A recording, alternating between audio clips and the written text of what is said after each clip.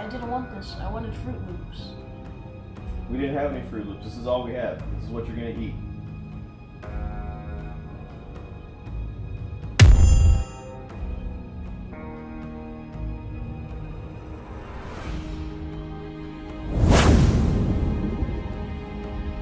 One day, you're gonna be the death of me, child.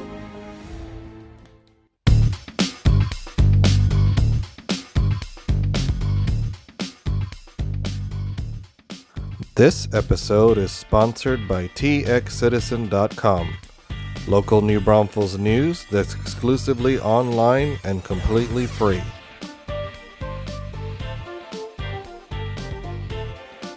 Also sponsored by Sweet Dreams Bakery, serving New Braunfels and the surrounding areas with custom cakes, cookies, cupcakes, and even fresh coffee. Visit them today at sweetdreamsnb.com. Hello and welcome to another episode of Pop Culture Geekery. I'm Joe Solis and I have another guest host today. This is Roy Gonzalez from Roy's Toys, right? That's the name of your Instagram? That's right, it's correct. So as you can see, we have a little bit of a different setting here tonight. Ran up here to Austin to check out this new movie with Roy. We both checked out the new movie called Brightburn, which I was under the impression that it was directed by James Gunn, but it's actually produced by him. Produced and written by his brothers. Yeah, yeah, because I saw that it was, I didn't notate it, but the last name was Gunn, so I'm assuming. Yeah, there's a lot of guns in this one, and definitely didn't feel like a gun movie. Yeah, because I think that was my mistake, is that I went in expecting a James Gunn movie, and so when I didn't get it, I was confused until the end when I realized it wasn't him. So anyway, so this is Roy's toy cave. You can probably only see a small section of it, but basically imagine what's behind us now is completely surrounding us in this room. So so how long have you been a collector, Roy? Ooh, I'd say over 30 years now. Yeah. So got about 5,000 plus action figures in my collection, minus Hot Wheels and any other comic book and geek paraphernalia. Yeah, so he's pretty qualified to talk about this movie. So. Superman's my favorite character by far, so yeah, definitely want to check this one out and see what they were going to do with this idea. Yeah, and if you didn't know, basically the synopsis for Brightburn is, what if Superman was evil? And that's the pretty simple, no spoilers obviously, because that's the premise of the movie. But we both went into it, like you said, we both been longtime fans of Superman, and so we're curious to see, what was their take going to be on basically what if he turned evil. And, over the years we've seen lots of different comic book stories that have kind of tackled this, but none that are R-rated, at least not that were Superman. I mean, I've seen others like this. Right.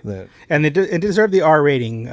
Yeah, there was some stuff in there I was not expecting, almost to the level of like The Conjuring kind of. Definitely earned that R rating. Yeah. Yeah, they don't hold back in this one. So, you got some familiar faces in here. We have Elizabeth Banks, who plays the mom, which I'm not sure what else she's been in lately. The last time I remember seeing her was she was playing Rita Repulsa in the Power Rangers movie. Yeah, she's kind of a little more famous for Pitch Perfect. She actually, I think, produced or directed something like that. She had some good credits on those, on at least the first two. And of course, she's been in a couple other just movies throughout. Yeah. So, but mostly Pitch Perfect is like the biggest one I can think of besides Rita Repulsa.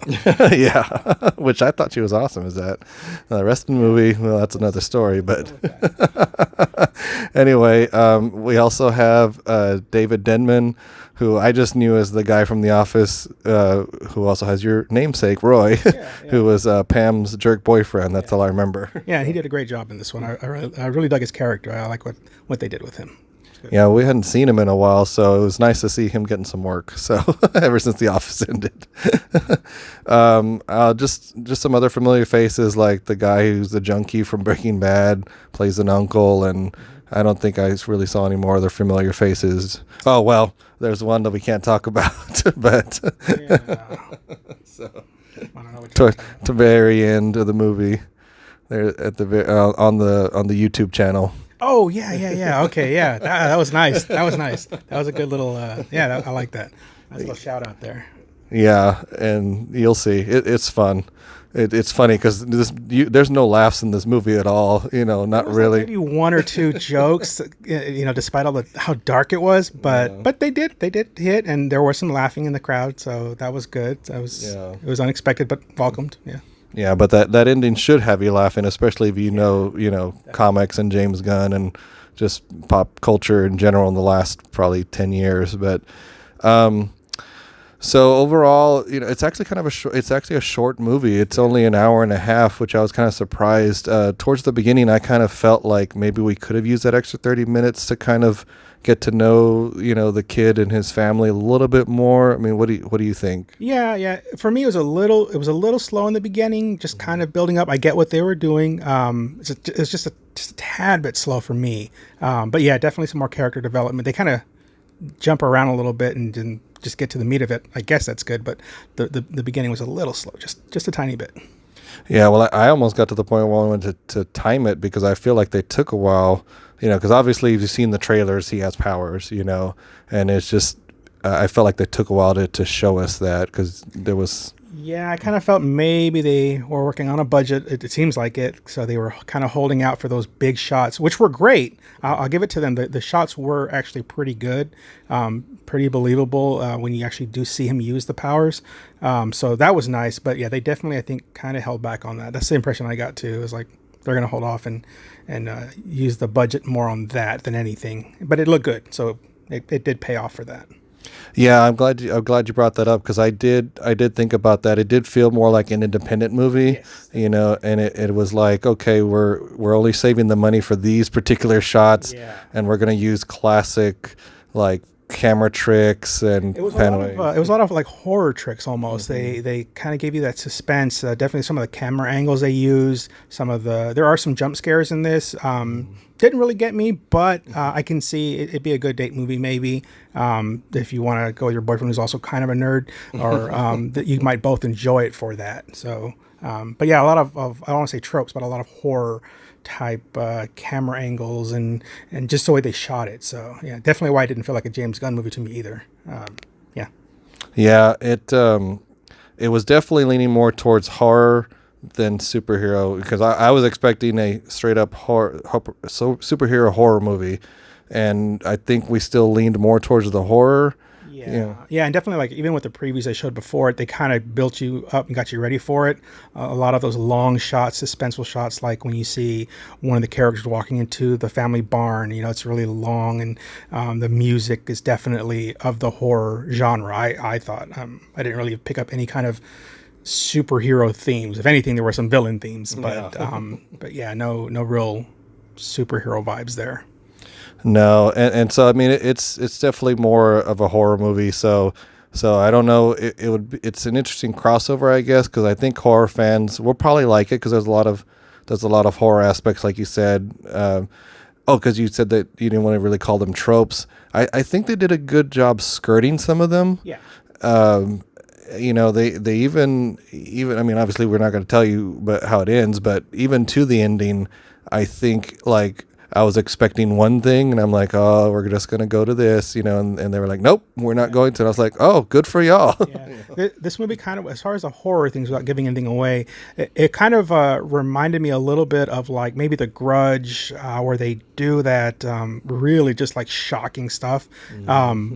And it's still scary, but it's more just the shock value. You're like, oh my God, they did that. So yeah, if anything, if I would say I would have loved to have seen maybe James Wan actually do this movie, just because he has that superhero background with Aquaman, which he did, I think, a really good job.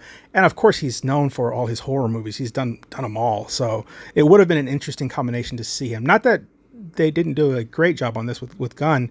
It was undefinable. Like I had no idea it was James Gunn or any of them, to be quite honest.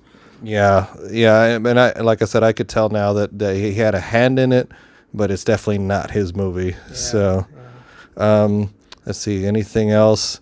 It's probably going to be a kind of a short review. Should people go out and watch it with all the other summer movies we have going on right now? I think it's an okay watch. You could, I mean, I don't want to say it's bad. I would maybe wait for this for Netflix or, you know, Redbox, something like that. It's a good movie, not a great movie. It's different, fun, I guess, a little bit, popcorn movie, but you could probably wait on this one. Yeah, I was kind of feeling the same, or maybe a matinee. You know, Yeah, if you've already seen, you know, Endgame 20 times, you know, it's definitely. like, but so yeah, so normally, like, you know, we do our ratings on a scale of 1 to 10. So do you want to give yours, or want me to go first? You can go first. I'm kind of curious what you thought of it. You know, the way I try to do it nowadays is like, as I'm watching a movie, I try to keep an ongoing rating in my head, and like as the movie either improves in my head or goes down in my head, I try to stay with, you know, well, what do I want to just finalize this as. And I think it's kind of like you said, it's a little bit better than an average movie, you know, so I think I'm just going to settle on a 6 out of 10. So Yeah, I probably would go a little lower. I would call it an average movie. It wasn't quite horror. It wasn't quite superhero. I mean, there were no points where I fell out of the movie by any means, but I don't want to say I was bored, but it was just there. So I give it a 5. It was a interesting idea. I just think the execution kind of got lost in there. Maybe, and honestly, I think if they had gone with maybe another director, again, James Wan would be perfect for something like this. You know, but yeah, I'll settle on a 5 on this one. Definitely Redbox. yeah. Well, guys, yeah. So we'll leave it up to you. Like I said, it's definitely an interesting movie. So if you choose to go see it, you know, go for it. If not, you know, we're already coming into the summer months, so it's gonna be packed here pretty soon. Especially since, you know, like I said, the end game, you know, for the most part, I think is dying down finally. Yeah. So John Wick just barely beat it this last. Actually, I think blew it away. Actually, and we got Godzilla coming up. I think here this weekend. Yep. Yeah. So yeah, definitely looking forward to that one. Yeah. yeah. So anyway, guys, so just want to say thank you to everybody who subscribed so far. If you haven't subscribed, please consider subscribing. It does help the channel out.